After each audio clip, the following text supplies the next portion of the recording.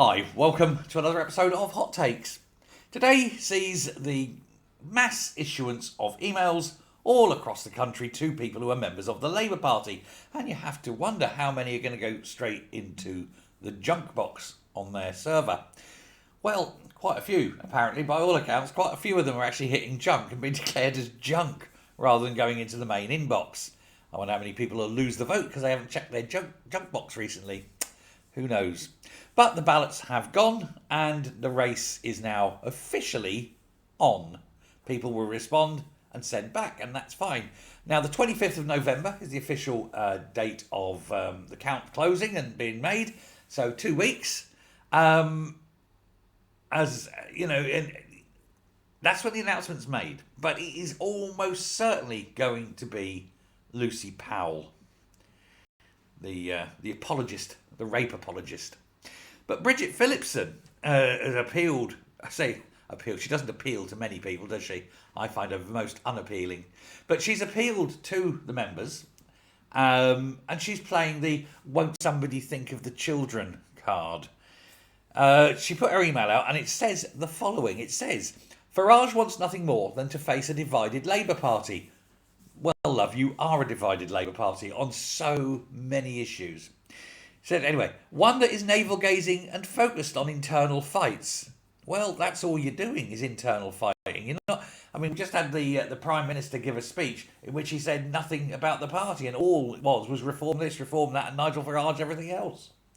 Because he knows, as well as he being Nigel Farage, because he knows as well as you do and I do, that divided parties don't win elections. We spent 14 long years in opposition. A divided party will send us right back there. Yeah, not quickly enough, mate. A united party will lift kids out of poverty. Oh yes, won't somebody think of the children? We have to turn this government around, not turn on each other. When you say turn the government around, you mean change it completely the opposite direction. I agree with you. Yes, a 180-degree turn is needed. She says only I can unite Labour, deliver progressive policies in government and face down Farage. No, love, you can't. You're not good enough. You are useless and you have baggage. And as for uniting the party, 2/3 of the party are against you. So that's quite clearly a lie. She also suggests that her presence as deputy leader in cabinet will safeguard the delivery of the Employment Rights Bill that most people accept is going to be destructive beyond measure to jobs. And she says we want to tackle the scourge of child poverty. When everybody loses their jobs, child poverty will increase. Ending the 2-child benefit cap for the Muslim vote. And she also says, we've made mistakes in our first year. No shit, love. And let me tell you, you're making mistakes in your second year as well. And the biggest one of them all would have put you anywhere in a position of authority over anything.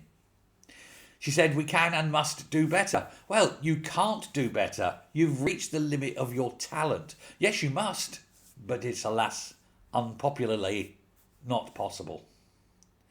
I'm afraid your voyage to the leadership has hit a rock and is sinking fast, and that your best bet now would just be to admit defeat and walk away and hand it to Lucy Powell.